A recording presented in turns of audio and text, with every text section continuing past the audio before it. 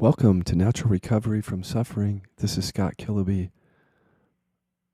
It's been my pleasure to do, during this sort of February Valentine's Day period, some podcasts on love. The first one was falling in love. Is it a trauma response, or is it real or a trauma response? And then this one about love repression. It's funny to me, that term is, of having done all this work now, because when I think of love, I think, well, that's what we are. But just non-separation. And then the embodiment of that is simple presence, but where you can feel and express all your emotions, whatever they may be. In other words, you're not living in repression of emotion anymore. To me, that's what love is. Because if I have to hold myself back, I'm doing that to stay safe and get your love or approval.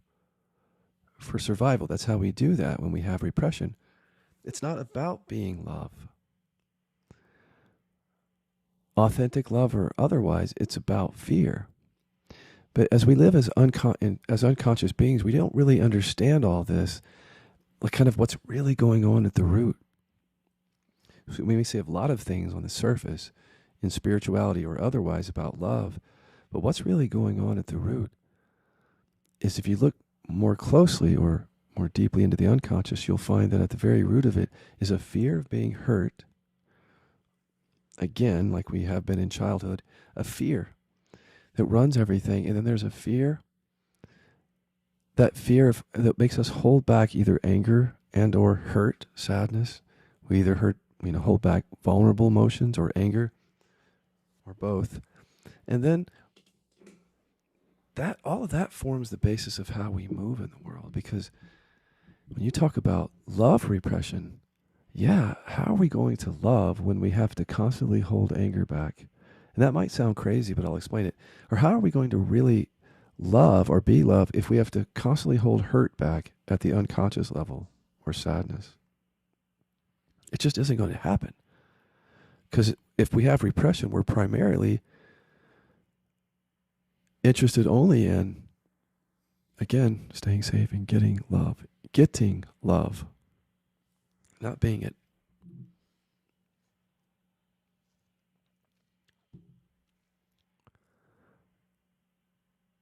Many people have come to this work, and when they did I'm going to give you the test at the end here,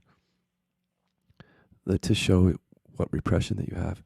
But people will find that love repression is part of their primary. So your primary repression is whatever traits and emotions that you've buried. And then, just as science says, that produces your suffering, what you've buried and the programming there.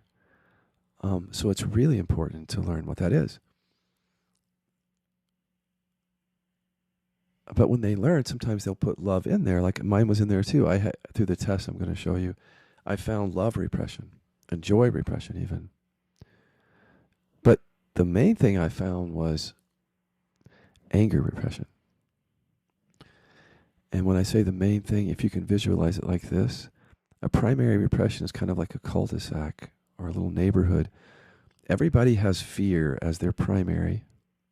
So fear is like your home station or your house in that cul-de-sac. And that's a fear of being hurt, of course, fear of being rejected, that basic fear. But also it's the fear of either feeling and expressing anger, again, or feeling expressing hurt or sadness. So your house next door is usually anger with repression work, or it's hurt and sadness. And fear is your home station or your main house. And then love, if repression or joy repression, would be in your cul-de-sac, but sort of down the road a little bit, simply because emotional repression is so core. If you can hear this, of course we can't love freely and fully if we can't express hurt or other emotions. Because when we're holding our emotions back, it's not about being love. It's about getting love and staying safe. Do you see the correlation? Even if you're not conscious of that in your body yet, that's how it works. Or you can put different words to it, but wow, it goes deep when you start focusing on what love repression really is. Because you can see in your relationships when you go deep here, I'll tell you how I saw it, is that there's a fight, flight, freeze response and or fawn that happens so automatically in relationships with people that we love, that to talk about repression of love, we have to talk first about this fear of each other, trusting each other, being with each other, connecting with each other, feeling and expressing emotions with each other, being triggered by each other, and this fight, flight, freeze response that comes up. Because if you get angry, and I'm an anger repressor, I'm going to flee, perhaps, or freeze. I'm not going to stay here and fight, because I might have to show anger. So, when I'm fleeing, and fleeing doesn't mean like running out the door necessarily, it could just be I'm going to the other room, disconnecting, or even staying here and freezing. Is that love repression? You know? Okay, it is, but if we talk about it that way, is that too safe in some way? Because what's really going on is I'm terrified of anger, and my body is literally moving or freezing because of that. And of course that gets in the way of love, but there's a fear thing we have to deal with, and we have to thaw this fear out in our bodies to really experience authentic love and the capacity to be and express, be love. We got to deal with fear. We got to deal with anger, hurt, these things that we never could allow when we were kids or since then. And then that shows up as not being able to love or even feeling unlovable. So I want to talk about that in the next section, how we kind of meet in spirituality if we go a little bit deep in a very common feeling that we have about ourselves, many of us, which is that we're not loved or unlovable or something like that. And since we're talking about love repression, we should go there. Stay tuned. Back in about 2011, I began to get, quote unquote, really vulnerable as a teacher. Not really, actually, but I thought it was. Well, it was. There are degrees to that when you have layers of repression. But okay, here I was an anger repressor, and I didn't know that I was. And what was being produced in my system were safer emotions. That's how it works. And so the feeling of woundedness or unlovability or hurt was allowed in my system, but anger was buried. So after the shift, the first initial, the awakening shift, I call it the first because there's an embodiment process after that.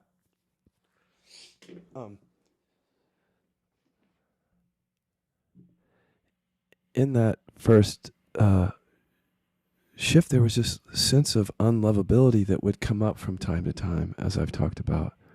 Some teachers will talk about it as insufficiency or lack, but the flavor of it for me, if you can relate, was unlovable. And it wouldn't be there most of the time after the awakening, but then some relational issue would happen, like my first husband would say something or do something, and then, of course, I couldn't get angry because I buried it. So the feelings of unlovable would come up, or woundedness, and that's where I started to help people question identity, like a lot of teachers do, to see there's no self there. They're just these feelings and thoughts coming up. And it would bring a sense of peace, and I thought, embodiment, but I was never getting to the anger. And what I didn't understand is that the anger that was buried and the fear of the anger was producing that identity, because that identity is safer than the anger. So here I was just playing on the surface like we do in non-duality, just questioning identity or the stuff that comes and goes visibly and missing the repression. So, but I was, I thought I was being vulnerable because I was sharing about a real trigger that was coming up. I was being vulnerable, but I was using the vulnerability to stay safe from the buried anger. I just didn't see that. And that protected me, of course, and I needed to do that. But I just want to put it out there in case anyone else is on the spiritual path. Anger repressor, where the profile would be you don't feel or express a lot of anger, but when you get triggered, you feel hurt, wounded, sad or unlovable or deficient, but no anger. Maybe emotions of hurt or sadness. That's the thing. And so get to the buried anger, because that produces whatever we've had to hold back that's true for us. It forces us to identify with what's false, because the false stuff is safer. It actually protects us. The suffering protects us from the buried stuff. So unlovable was protecting me from buried anger and other repression. So even though it was vulnerable for me to talk about that and bring out inquiry that would focus on self-inquiry, like we say in non-duality, that was part of the bypass. I missed the anger repression. So I missed the real download on love. In other words, the realization wasn't embodied because I hadn't gotten to the anger yet. That's what I mean by that. So I just kept it too surfacey, looking at, as we do in non-duality, identity, which again comes from repression, and then safer emotions, which again are there because of the repression. So I couldn't talk about, my first book was called Love's Quiet Revolution, but then I stopped talking about it because, this repression was there, and it's only now that I can come back and talk about love because of the embodiment process. But I first talked about trigger and identity and all that, and then that kind of went quiet for me, like the sense of I'm unlovable, and I think it helped a lot of other people. But all that non-dual inquiry in that way, unless it gets straight to repression, tends to be on the surface. Again, the stuff that's visible and conscious, which is being created by what's unconscious. And so, that relationship in which I had been dealing with that unlovable trigger from time to time, that went quiet. But that's really when you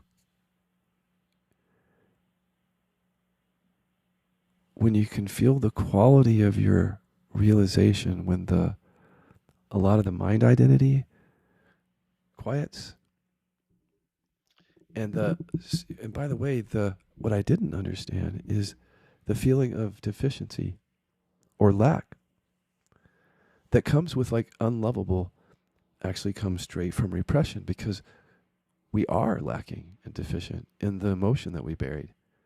So that feeling of lack, which came up as unlovable, was there not because I'm unlovable as a person. These stories have nothing to do with our actual worth or identity. They're there because we feel lacking. And that's the mind's interpretation of it. Like, I'm unlovable. I'm not good enough. I'm not this. But it's that feeling in the body that makes us feel that way, feel deficient and separate.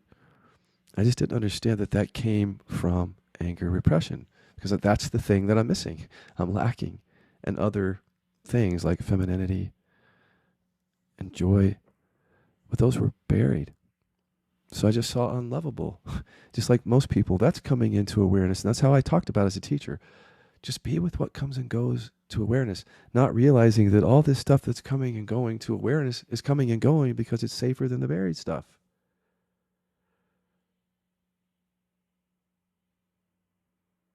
So I obviously couldn't talk about love, right? Because there was still, you could say, love repression, but it's not that. It is, but it isn't. That feeling of unlovable came from something is missing. And of course, love is missing because you're unlovable. But how do you discover love? And what is real love or authentic love? And this is where I want to take us in the next segment, in the last segment, because it's just like I said in the last podcast. This is the reason I'm doing these podcasts, is it keeps coming back to this. That if we can keep this really simple and see our work ahead of us, or what we want to do here, then we can have a really simple definition and understanding of what authenticity is, and not make it into a belief or a story or authentic love into some woo-woo concept that we want to dismiss or something, but let it point in a way to our direct experience, to what is missing, what really is missing and lacking in our experience, in our relationships, and why we might call that love repression. But also why we might call it love repression, to stay safe and to get love. I hope to address that. Stay tuned.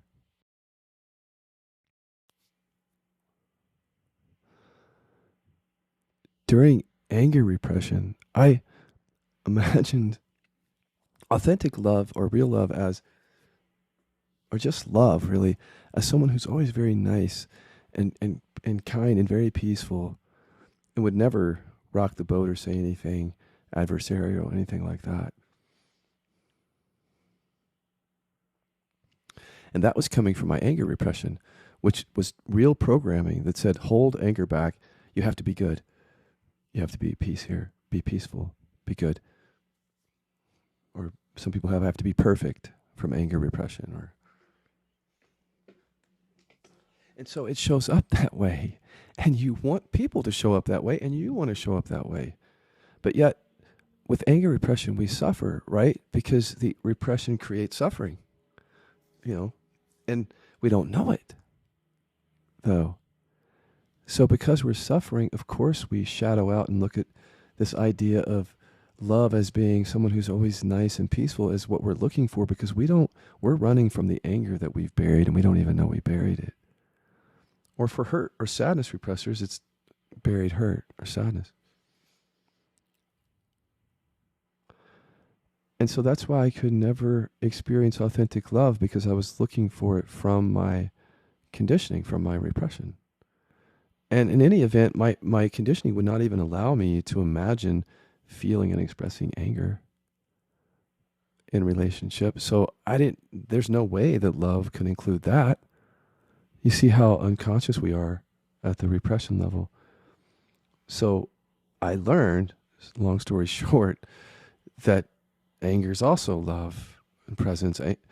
Fear, hurt, sadness, that's none other than the presence. But you can't know that if you have buried those things, because that doesn't feel like presence in your body. It feels like chronic pain or disease or suffering, emotional suffering.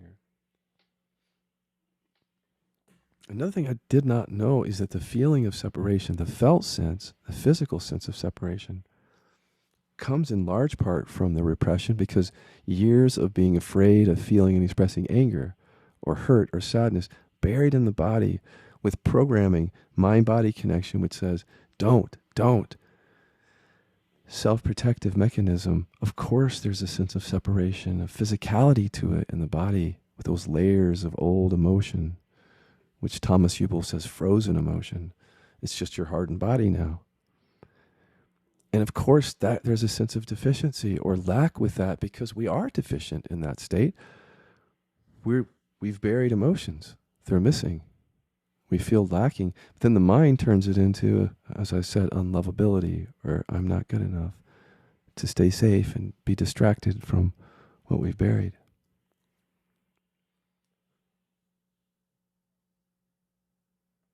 When we finally get down to this question of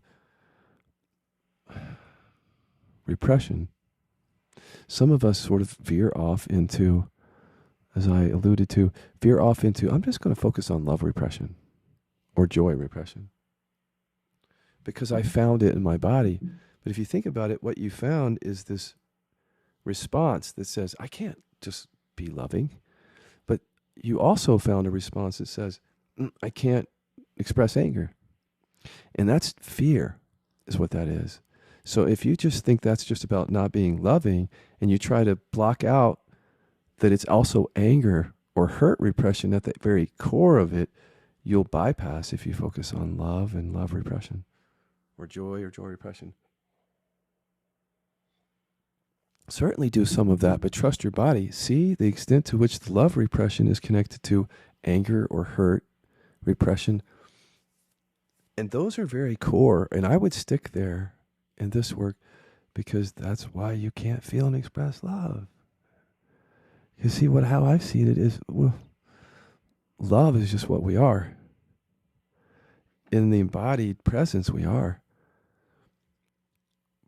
But it can't be that if there are parts of ourselves that are too scary to experience. So we just remove those parts by making them conscious, whether it's buried anger or hurt or sadness. And then we are what we are. We experience that embodied. And the love repression is over too, because it was connected to the emotional repression. And to the extent we need to go do some love repression work, we do it. But we see here, look, it's all fear.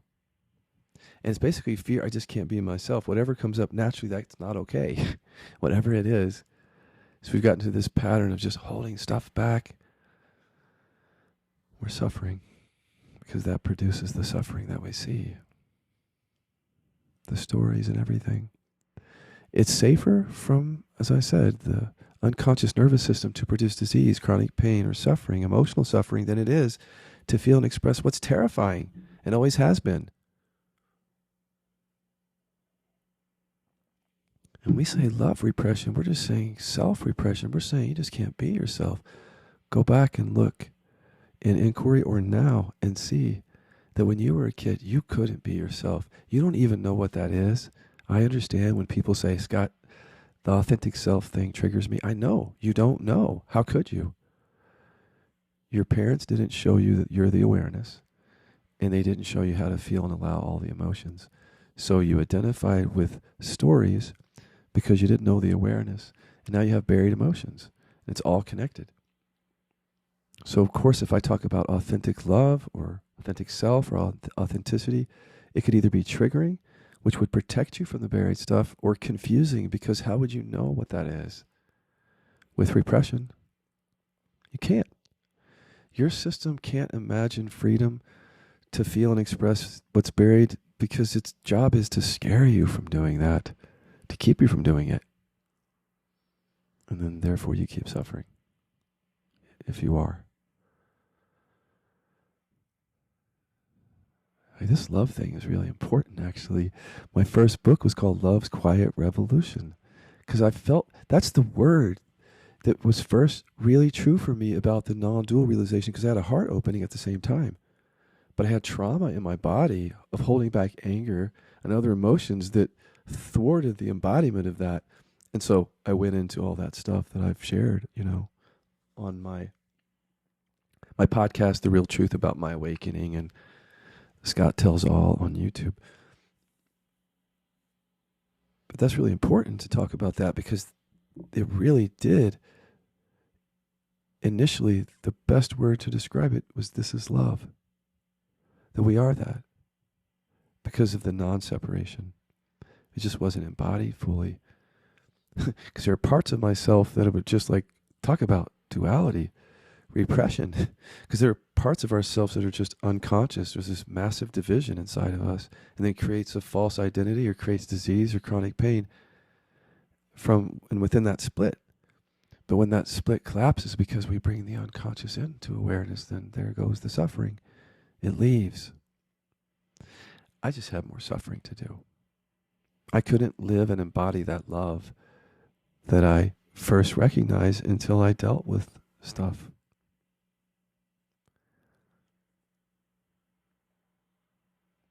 And I had the idea that if it ever came up, I'm sure I would have imagined that in my most embodied state that I'm just this sweet little, and I never say a harsh word, and it's all fucking bullshit. It's all fucking bullshit, man. I'm telling you. Because I can do that. When I feel sweet and joyful, that's how I share. And when I'm fucking angry, I'm angry, and I'll let you know it. Because that's what's real.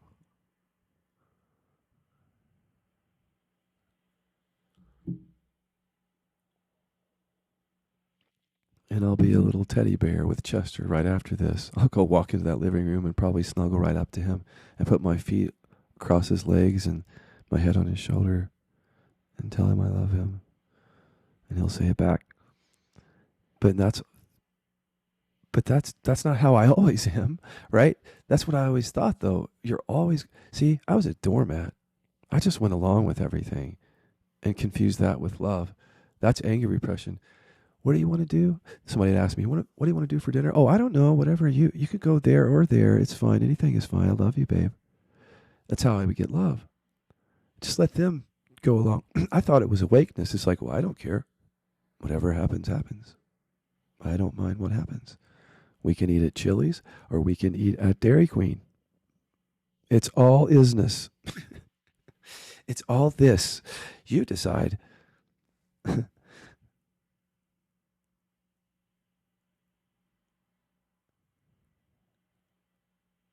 No, I'm just saying that I couldn't have possibly known, and neither can you with repression, what real love or authentic love is. And it's not a higher state. That's exactly what the ego wants to think.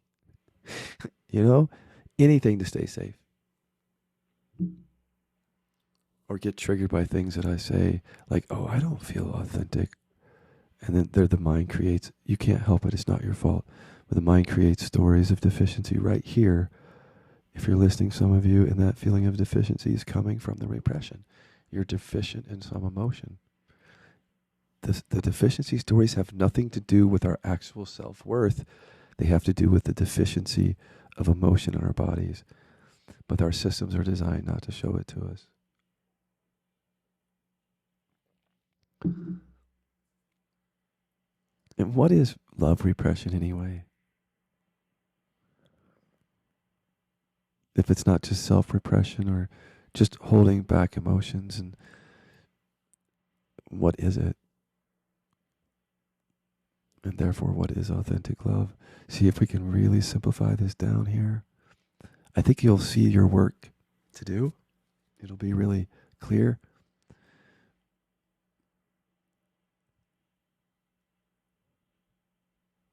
What is that? Well, I hope I've given you some context with this podcast in some way where you know how that context will shape your understanding of something and make you interested because you see something within yourself and what I'm saying. And you might have had some insights into what's driving you in different ways, like in the one segment where I talked about deficiency story coming from repression or the sense of separation coming from it and why. And then how you see that you can't love freely and fully. You know, in the inquiry I did with you, and when you pull it all together, the only thing that you're missing is what I'm going to give you at the end of this podcast, this episode. Stay tuned. That's the only thing you're missing, if that, which is just direct evidence of what's going on for you in your body. I'm sure you want to know if you don't already. The only thing else I can say about this topic of love repression is not something that I talk about much, actually. I'm doing it mainly to help people who are using it as a bypass. Love is really important. Just in this topic, in this context, super important. But the focus on love repression can be safe compared to, for example, anger repression or hurt repression for people.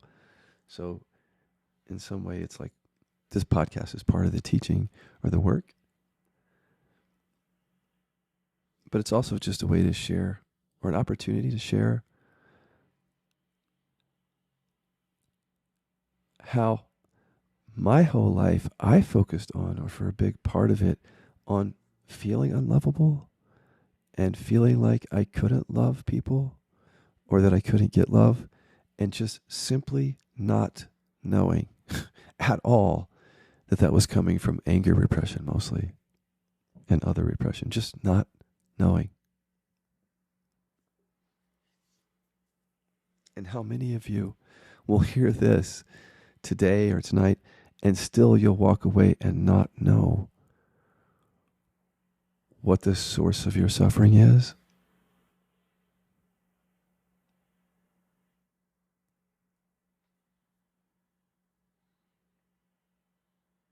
And for those of you who came to because you thought that the source of your suffering was love repression, or those of you who came because there are relationship issues and you know that there's a love issue, but you don't know what it is. For whatever reason that you came, I want you to remember to keep it simple, and then I'm going to give you some instruction. Love repression is self-repression. Self-repression is actually emotional repression. There's no self. There are emotions that get buried for safety. Those buried emotions have programming that creates suffering.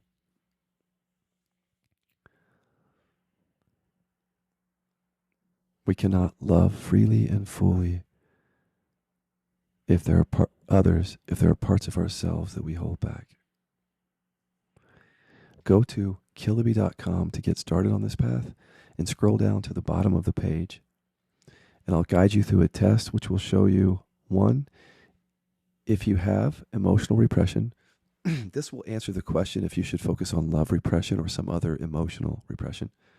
Two, what emotions that you've buried specifically. And three, how does that repression produce suffering in your life and even show up as you can't love freely when really it could be something below that, mostly related to fear. Thank you for listening. Killaby.com. Scroll to the bottom of the page.